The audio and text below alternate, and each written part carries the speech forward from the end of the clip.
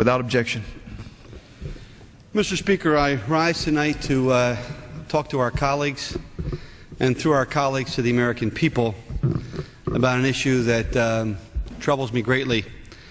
I've been in this institution 19 years, and during those 19 years I've been on the Armed Services Committee. Currently I'm the Vice Chairman of that committee and chair of the subcommittee that oversees the purchase of our weapons systems. In the past I've chaired the Research Subcommittee, I've chaired the Readiness Subcommittee, and I've spent every available hour of my time working to make sure that our military troops are properly protected and have the proper equipment and training. I am a strong supporter of our military. Whether it was in the last 2 years of the Reagan administration, the 4 years of the Bush administration, the 8 years of the Clinton administration, or the current administration of President George W. Bush, I've been a strong supporter of our military. I'm a strong supporter of President Bush, campaigned for him, and a strong supporter of Secretary Rumsfeld. I say all that, Mr. Speaker, because tonight I rise to express my absolute outrage and disgust with what's happening in our Defense Intelligence Agency. Mr. Speaker, back in 1999, when I was chair of the Defense Research Subcommittee, the Army was doing cutting-edge work on a new type of technology to allow us to understand and predict emerging transnational terrorist threats. That technology was being done at several locations, but was being led by our Special Forces Command.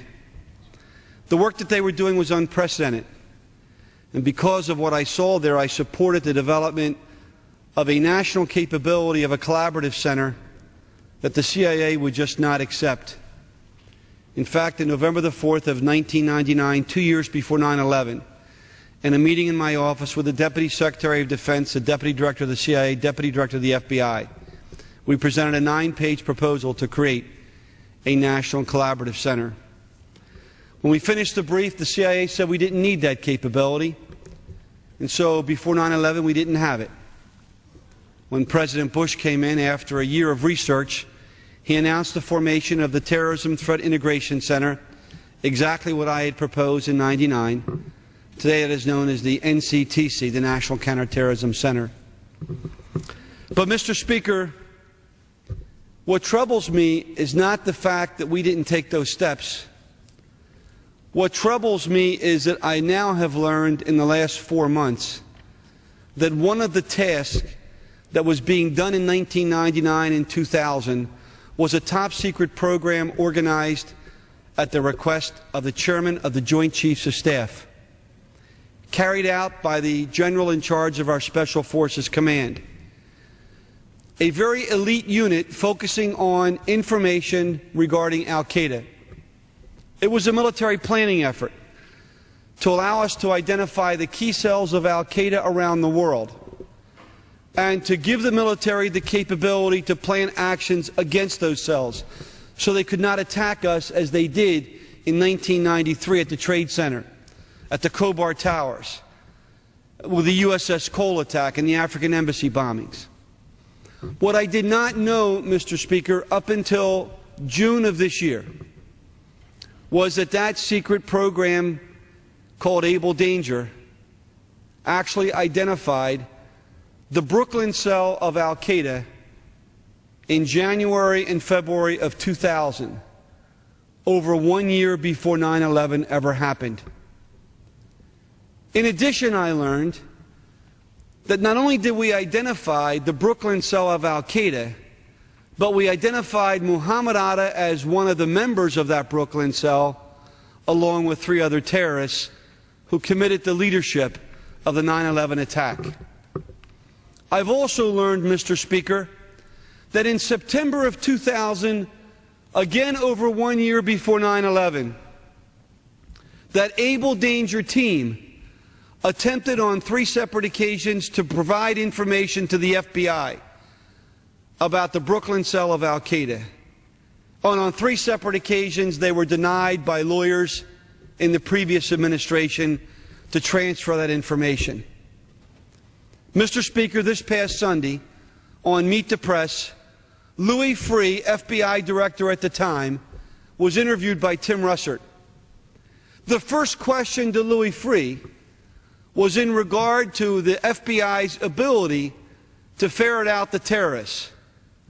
Louis Freeh's response, which can be obtained by anyone in this country as a part of the official record, was, well, Tim, we're now finding out that a top-secret program of the military called Able Danger actually identified the Brooklyn cell of Al-Qaeda and Muhammad Atta over a year before 9/11. And what Louis Freeh said, Mr. Speaker, is that that kind of actionable data could have allowed us to prevent the hijackings that occurred on September the 11th. So now we know, Mr. Speaker, that military intelligence officers working in a program authorized by the Chairman of the Joint Chiefs of Staff, the General in charge of Special Forces Command, identified Muhammad Atta and 3 terrorists a year before 9/11, tried to transfer that information to the FBI, were denied, and the FBI director has now said publicly if he'd have had that information, the FBI could have used it to perhaps prevent the hijackings that struck the World Trade Center, the Pentagon, and the plane that landed in Pennsylvania, and perhaps saved 3,000 lives and changed the course of world history. Mr. Speaker, I rise tonight because we've been trying to get the story out about Able Danger and what really happened. Unfortunately, Mr. Speaker, I have to rise tonight to tell you that as bad as this story is, and as bad as it is that the data wasn't transferred to the FBI, and as bad as it is that the 9/11 Commission totally ignored this entire story and referred to it as historically insignificant, even though it was authorized by the Chairman of the Joint Chiefs of Staff, even though Louis Freeh has now said it could have provided information to prevent the attack against us, the 9/11 Commission ignored it. Not because the commissioners ignored it, but because someone at the staff level on the 9/11 Commission staff decided for whatever reason that they did not want to pursue the Able Danger story. Mr. Speaker, in August and September, I met with the military officials involved with Able Danger, and one by one they've told their story. Until, Mr. Speaker, leaders in the Defense Intelligence Agency, including the Deputy Director, have decided they don't want the story told. I think because they perhaps are fearful of being embarrassed and humiliated. And so what direction have they taken, Mr. Speaker? They have gagged the military officers. They have prevented them from talking to any member of Congress. They have prevented them from talking to the media. And the Defense Intelligence Agency has begun a process to destroy the career and the life of Lt.Col.Anthony Shaffer. Now, it might be easy for us to ignore this, Mr. Speaker. We all have busy careers and worry about re-elections every 2 years and worry about our own families and our jobs. But I can't do that in this case, and neither can this body, and neither can the other body. You see, Lieutenant Colonel Shaffer took an oath to defend our Constitution. He took the words duty, honor, country seriously and devoted 23 years of his life in the forward deployed intelligence operations of our military to protect America.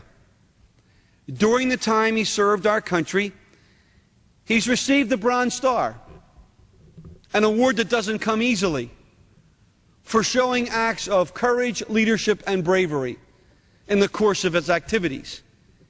He's received public commendations from previous directors of the Defense Intelligence Agency, including General Patrick Hughes, including generals at Special Forces Command, and including Admiral Wilson of the Defense Intelligence Agency. He's received dozens of letters and commendations for his work. The laudatory comments that I reviewed in his files are unbelievable. But you see, Mr. Speaker, there's a problem.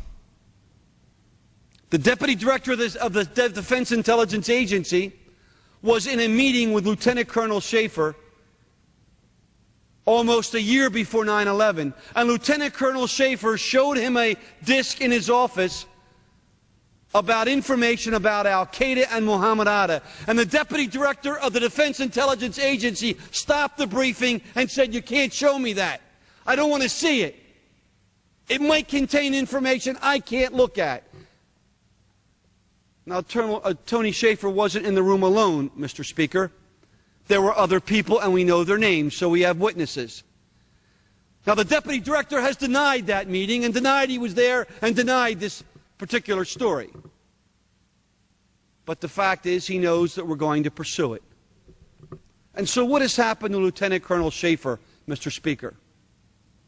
The Defense Intelligence Agency has lifted his security clearance. One day before he was to testify before the Senate Judiciary Committee in uniform, they permanently removed the security clearance. And now our Defense Intelligence Agency has told Colonel Shaffer's lawyer that they plan to seek a permanent removal of his pay and his health care benefits for he and his 2 children. Why, Mr. Speaker? Because Lt.Col. Shaffer, like Commander Scott Philpott of the Navy, like J.D. Smith, and like a host of other Able Danger employees, has told the truth. Now, Mr. Speaker, I sat here in the 90s, and I sat here during the 9/11 investigation and watched a ridiculous situation develop with Sandy Berger, the National Security Advisor under President Clinton. He walked into the National Archives before he was to testify before the 9/11 Commission, looking through documents, took the documents out of the archives and stuffed them in the socks and the pants so that no one would see them as he left the National Archives. Now, that's a felony. Tampering with federal documents and removing classified information regarding our security and information that the 9/11 Commission needed to see. Sandy Berger initially lied about it, said he didn't do it, then he admitted it, and he was given a punishment, and oh, by the way, his security clearance was temporarily lifted. He'll get it back again. For lying, for stealing, and for committing an act of outrage against our country's security. Lt.Col. Shaffer, a Bronze Star 23-year military veteran, simply told the truth. And now his life is being ruined. His career is ended. He's no longer in military intelligence. They've taken his security clearance, and they're about to destroy him as a person. They're about to deny him the basic health care and the salary that he's earned. And they're doing it in this way, and this is outrageous. It's evil. Because they don't want to fire Tony, because they also don't want him to talk to the media. And so by suspending him and removing his pay and his health care, they hurt him bad, but he can't talk because he's under suspension.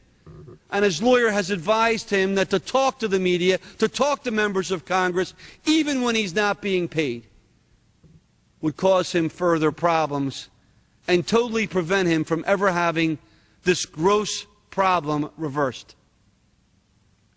Mr. Speaker, this is outrageous. Mr. Speaker, this is not America. Over my 19 years in Congress, I've led 40 delegations to the former Soviet Union. I've sat in the face of the Soviet communists and confronted them on full transparency. I sat at the table with President Lukashenko of Belarus, who's been called by our Secretary of State the last dictator in Europe. I took both delegations in North Korea, Mr. Speaker, and sat across the table from Kim Gai-gwan. And I told them that we abhor the way they treat their people, the way they lie about what's happening, the way that they distort information. Mr. Speaker, I took 3 delegations to Libya to meet with Gaddafi. and told him that we are absolutely outraged at what Libya did in helping complete the Lockerbie bombing and the bombing of the Berlin nightclub. You know, Mr. Speaker, I never thought I'd have to take the floor of this chamber and make the same statements about the Defense Intelligence Agency. As a supporter of the President, as a supporter of the military, Mr. Speaker, if we allow this to go forward, then we send a signal to every man and woman wearing the uniform that if you tell the truth, you'll be destroyed. If a career bureaucrat above you doesn't like what you're saying, if you tell the truth, we'll take the health care benefits away from you kids. If you tell the truth, we'll ruin you. Mr. Speaker, this is not America. Mr. Speaker, this is not what I've been told by Secretary Rumsfeld that we're doing with our troops in protecting them and giving them the best equipment, the best training. This is not what I spend hours in committee hearings on. This sends the wrong signal to America's troops. It tells them, don't be honest. Don't respect the fact that you have to be truthful. If there's somebody that the truth offends, then you better be silent. Mr. Speaker, I have today asked for an independent investigation of the Defense Intelligence Agency and their efforts at destroying Tony Shaffer's life. This is outrageous, Mr. Speaker. They trumped up charges against him. They said while he was overseas in Afghanistan, forward deployed, that he forwarded cell phone calls from his official phone to his personal phone, and when they checked that out, it ran up a cost to the taxpayers of about $60. The second verbal charge they gave him was that he went to a course at the Army War College and he got reimbursed for his travel, his mileage and tolls, $100 and some. And they said he received a commendation for which he wasn't entitled, even though it was signed by his commanding officer and the acting Secretary of the Army. But they went beyond that, Mr. Speaker. They went beyond that with this man. They said he had $2,000 of debt, personal debt.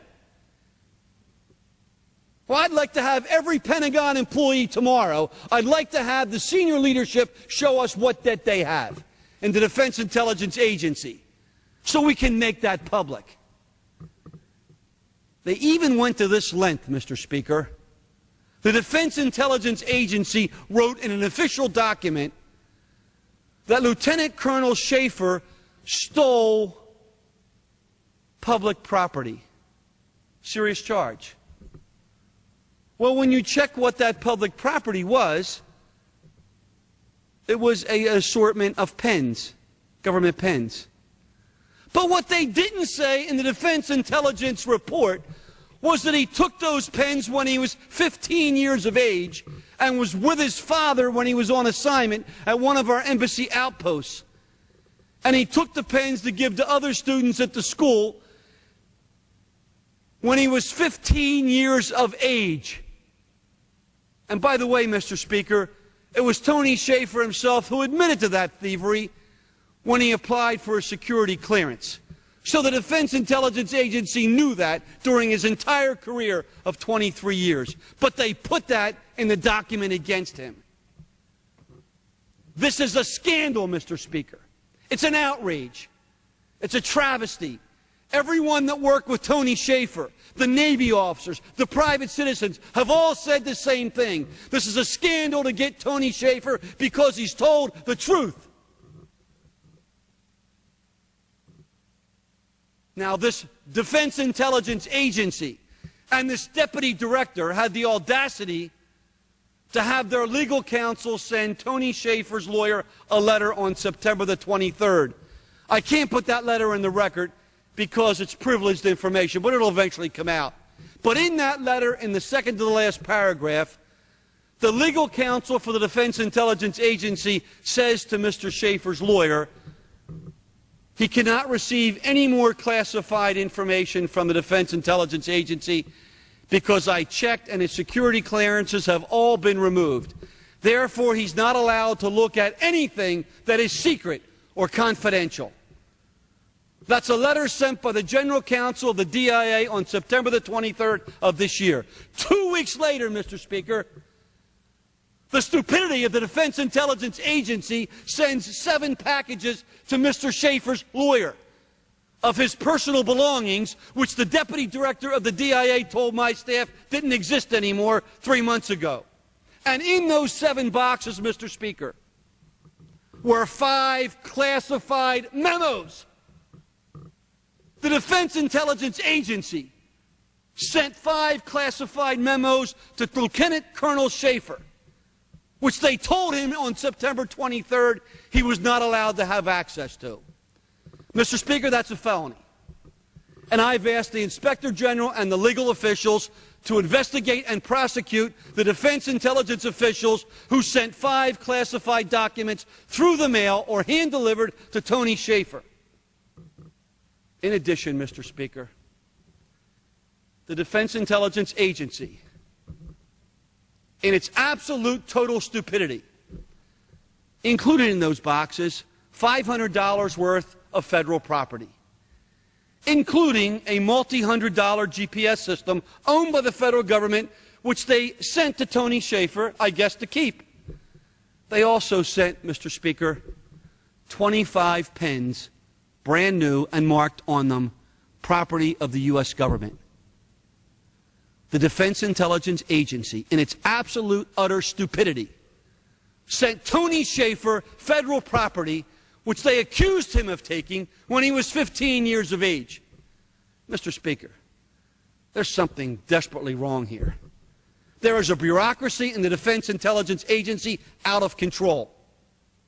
They want to destroy the reputation of a 23-year military officer, Bronze Star recipient, hero of our country, 2 kids, because people in Defense Intelligence are embarrassed of what's going to come out. And what's going to come out, Mr. Speaker? Well, we're going to find out, Mr. Speaker, that unit Able Danger not only identified Muhammad Atta before 9/11, not only did they try to pass that information to the FBI, not only was that large data destroyed in the summer of 2000, but now, Mr. Speaker, I can add a new dimension to this whole story. Because yesterday, Mr. Speaker, I met with another Able Danger official. I was not aware of this official's knowledge because he doesn't live in the Beltway. This official, Mr. Speaker, has impeccable credentials. I can't reveal his name today. I will to any member of this body, any of our colleagues that want to come to me, I'll tell you privately who this official is. And you will agree with me when I tell you his name. He has impeccable credentials. This official yesterday, Mr. Speaker, in a meeting in my office, told me he has never been talked to by the Pentagon. He's never been talked to by the Defense Intelligence Agency in their supposed investigation. He's never been talked to by the 9/11 Commission staff in their investigation. Yet this official had a leadership position in Able Danger. This official told me that there's a separate cache of information collected from over 20 federal agencies in 99 and 2000 and earlier on Able Danger that still may exist. Now, the Pentagon has told us all this material was destroyed. And now I have a senior official telling me there's a second pot of information that may well still exist. Furthermore, at the hearing over in the Senate Judiciary Committee, when Senator Specter asked why this data was destroyed, the witness who destroyed the data said, well, I was told that we couldn't keep this data for more than 90 days because it might involve information that contains U.S. persons. So we had to destroy it. Well, I found out that's not the story. The reason the data was destroyed, Mr. Speaker, was because Special Forces Command asked the Army for that data, and within a matter of days, that data was destroyed so the Army wouldn't pass it to Special Forces Command. But yet there still was, and I hope still is, a massive pot of data. But furthermore, That official now, Mr. Speaker, that I talked to yesterday will also say that there was no 90-day requirement, as was testified before the Senate Judiciary Committee. He said on a regular basis they kept information from Able Danger data mining for months and months and months. In fact, he will say that he had discussions with a lawyer in DOD named Schifrin who told him, don't worry about it, just fill out a document, sign your name if you need it, put it in the box, and you can keep it as long as you want. Now, Mr. Speaker, that's entirely contradictory to what Defense Intelligence has been telling us, to what DOD's been telling us. Now we have someone who's willing to come forward and tell us that that 90-day period is not real, that they kept Able Danger information for months and months. Mr. Speaker, there's something desperately wrong here. You know, a sitting President of the United States resigned his position because he tried to cover up a third-rate burglary when some low-level operatives from the Republican committee to re-elect him broke into the Democrat committee headquarters in D.C. No one was killed. No money was stolen. No state secrets were revealed. It was a third-rate burglary. But it caused the resignation of President Richard Nixon. Mr. Speaker, we're talking about the deaths of 3,000 Americans. Mr. Speaker, we're talking about 2.5 terabytes of data about Al-Qaeda. That's equal to 1/4 of all the printed material in the Library of Congress. Mr. Speaker, we're talking about Muhammad Atta and 3 of the terrorists that attacked us on 9/11. Mr. Speaker, we're talking about military intelligence officers, including an Annapolis graduate, who will command one of our destroyers in January of '06, who risked his entire career to state on the record, I will swear until I die that I saw Muhammad Atta's face every day starting in January of '00, a year and a half before 9/11. Mr. Speaker, this is not somebody off the street. This is a graduate of Annapolis, a 23-year naval officer who will command one of our destroyers in January, who has agreed with Lt.Col.Anthony Shaffer. Mr. Speaker, we have 3 other people who have testified under oath that they saw the same photographs, and the person I met yesterday will testify that he had the name of Muhammad Atta before 9/11, but not the face. Mr. Speaker, this is not some third-rate burglary cover-up. This is not some Watergate incident. This is an attempt to prevent the American people from knowing the facts about how we could have prevented 9/11, and people are covering it up today. And they're ruining the career of a military officer to do it. And we can't let it stand. I don't care whether you're Democrat or Republican, you can't let a lieutenant colonel's career be ruined because of some bureaucrat in the Defense Intelligence Agency. If we let that happen, then no one that wears the uniform will ever feel protected, because we will have let them down. Anyone who wears the uniform of this country, who's serving today, expects us to back him or her up, and that's not happening. We're seeing lying, distortion. Do you know, Mr. Speaker, Wolf Blitzer on CNN told my staff that a Defense Department employee told him that Lieutenant Colonel Shaffer was having an affair with one of my employees. How low can we go, Mr. Speaker? How low can we go to allow this Defense Department to try to ruin the reputation and the personal life of a Lieutenant Colonel with a Bronze Star? To Wolf Blitzer, Mr. Speaker, we need to know the name of that defense official who told Wolf Blitzer, who told my staff, and he's not the only one. I have other media people who will come forward in this grand effort to destroy the reputation of a uniformed military officer, to create scandalous accusations. He doesn't even know my staff.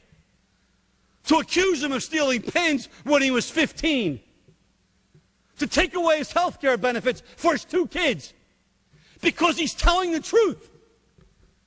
What do we stand for, Mr. Speaker, if not the truth? Is it more important that we be politically correct?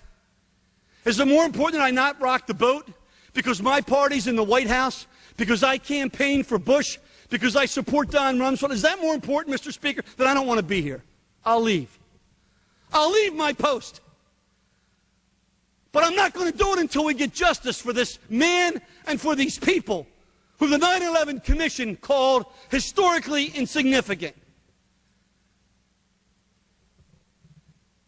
Mr. Speaker, there's something wrong inside the Beltway. Mr. Speaker, there's something desperately wrong when a military officer risks his life in Afghanistan time and again, embedded with our troops under an assumed name, with a false beard and a false identity, forward deployed with our troops, gets castigated, gets ridiculed, gets some lowlife scum at the Pentagon spreading malicious lies about this individual, and then say to his lawyer, we're going to take away his health care benefits. We're going to take away his salary. Mr. Speaker, if we allow this to stand as Democrats and Republicans, then none of us deserve to be here. When we all go overseas, we meet the troops, we tell them how proud we are of them. We provide funding for them.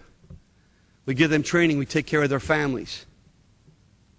Now, what we are allowing to happen right now is a Defense Intelligence Agency to ruin the career and the life of a man who spent 23 years protecting his nation.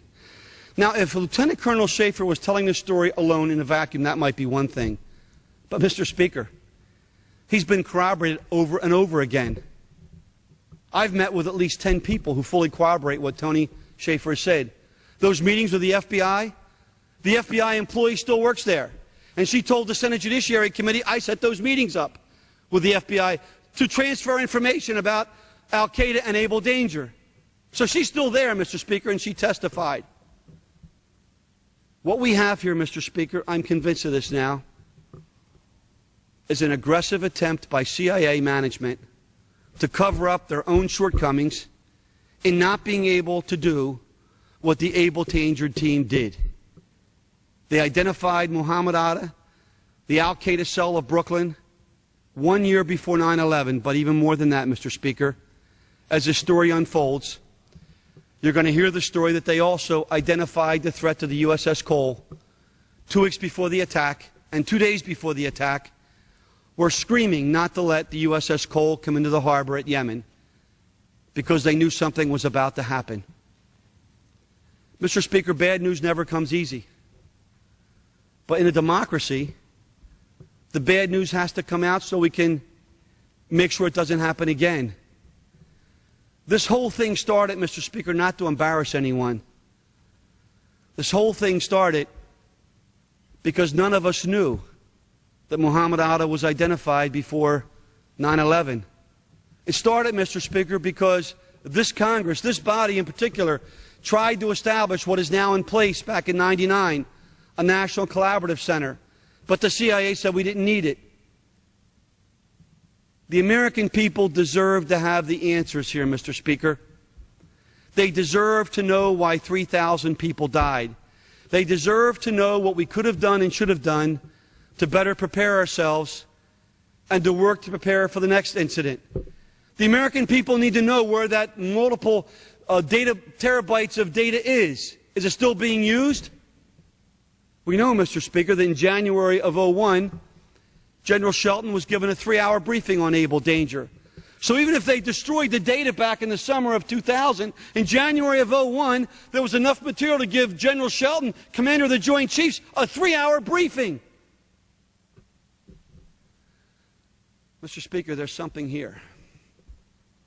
I'm not a conspiracy theorist, but there's something desperately wrong, Mr. Speaker.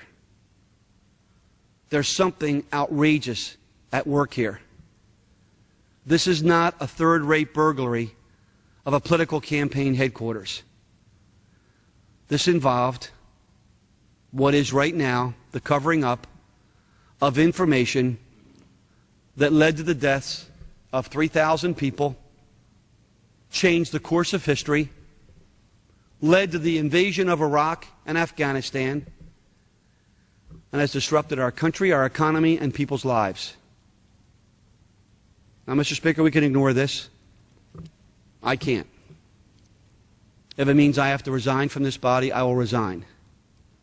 I will not allow, after 19 years in this body, and as a Vice Chairman of the Armed Services Committee, bureaucrats in the Defense Intelligence Agency to concoct stories, to talk about the theft of pens when this Lieutenant Colonel was 15 years old, to talk about this man's personal debt of $2,000. I'd hate to even check the indebtedness of members of Congress. I know mine's more than $2,000. Mr. Speaker, this is not America. I had a group of college students down today, Mr. Speaker, from Drexel University. There were about 20 of them, including representative students from 8 other nations. And we talked about this. Of course, we've talked about all the problem countries in the world. We talk about our values as a nation, the need for a democracy, to have people involved, to have transparency, to have people who respect the rule of law and the Constitution. How do I tell them that that's what's working here, Mr. Speaker? When the Pentagon says that these people who simply want to tell the truth are not allowed, they're saying it's for classified purposes, yet the lawyer for DOD on the Senate side said there was nothing classified about any of the information. It's not about classified programs, Mr. Speaker. I'd be the last to want to see any information that would harm our security revealed. And I've seen many, many instances where I've been given sensitive information, in some cases, that only a few people in the Congress and the country had. And I would never reveal it. It's not about that. This is not about the DIA. It's not about the CIA. It's about CYA.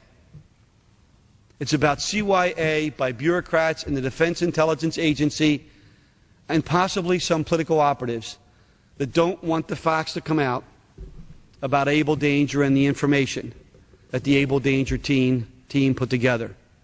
And in the process, they're going to destroy a man who has been recognized by his country, who has a family, and who simply wants to do the right thing.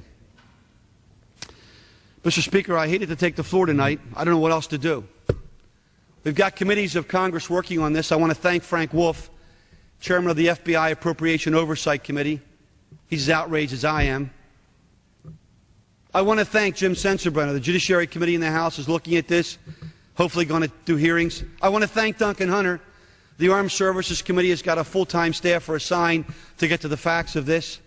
I want to thank Peter King at Homeland Security, following in Chris Cox's footsteps, because he's looking at this. I want to thank Pete Hoekstra on the Intelligence Committee. He's met with Tony Shaffer and offered to get more information. I want to thank my colleagues on the other side for standing up and beginning to ask questions. I want to thank people in the Senate like Arlen Specter and Joe Biden, who attended a Judiciary Committee hearing and expressed their outrage. I want to thank Jeff Sessions, who was there, and John Kyle was there, and Chuck Grassley, who was there, because they too said, in fact, Chuck Grassley called it a cover-up. I can't tell you the number of members, Mr. Speaker, who have come to me and said this is unacceptable. I would hope that as a result of what we've heard tonight, every member of Congress will ask for an inquiry. Cynthia McKinney from Georgia wrote a letter to the Chairman of the Armed Services Committee asking for an investigation. So we have them from Democrats to Republicans, left to the right, conservatives to liberals. Mr. Speaker, what's happening here is unacceptable. It's unimaginable. It's un-American. All over the world tonight, young Americans are wearing our uniforms. They're doing a great job. They make us all proud when we travel overseas. They make us proud because of the pride they have. And when you talk to them, they say, yeah, I'm glad to be doing what I'm doing. I'm doing the right thing for my country. I'll go any place the Commander-in-Chief sends me. Whether you're in Afghanistan or Iraq, they'll tell you that. Whether you're in Kosovo or Somalia, they'll tell you that. Whether you're at Hurricane Katrina, whether you're at Hurricane Andrew, or whether you're out in California at an earthquake or the Midwestern floods, our troops are all the same. They respect our country. They respect our Constitution. If we allow this travesty to continue, Mr. Speaker, that we've let all of those people down for some nameless, faceless bureaucrat who's fearful that the information will finally come to light, that the DIA just didn't get it. Back in 1999 and 2000, they didn't have a clue.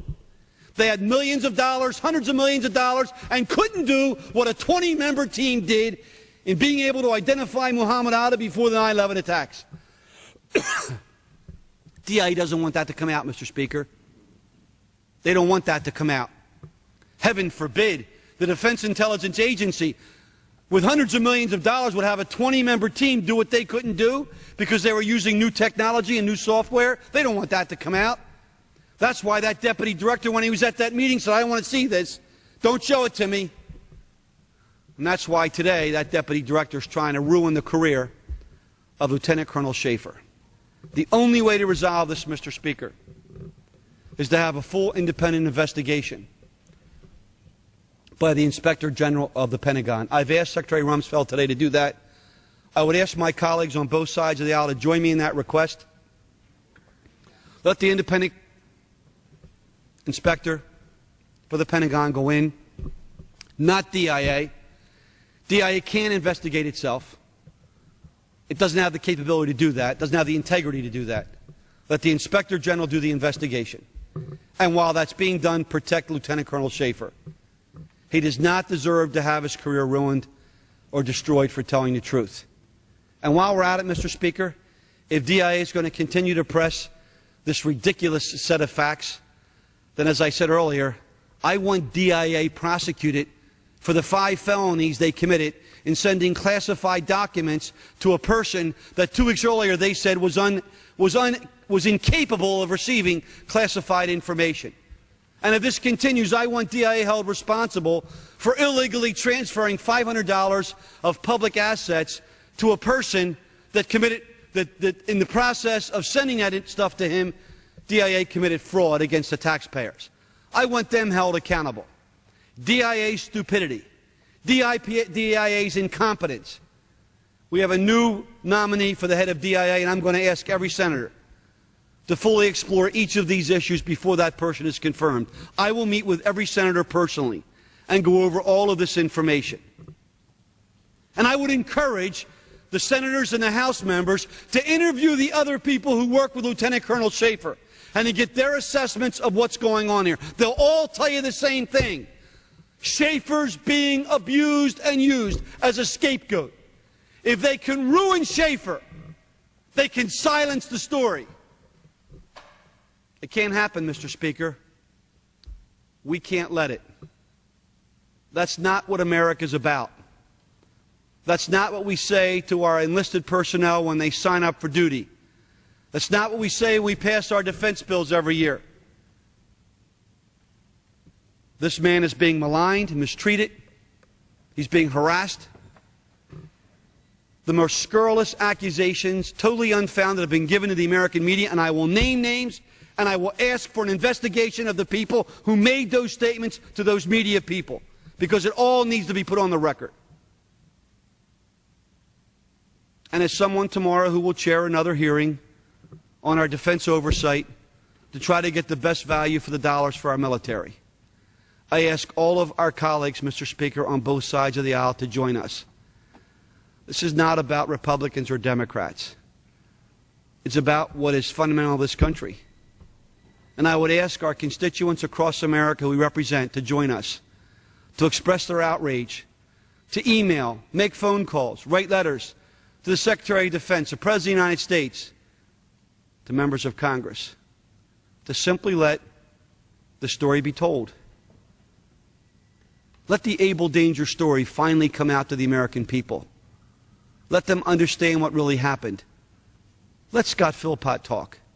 Let Tony Shaffer talk. Let the others who have been silenced have a chance to tell their story to Congress and openly to the American people. In the end, the country will be stronger. I yield back any remaining time.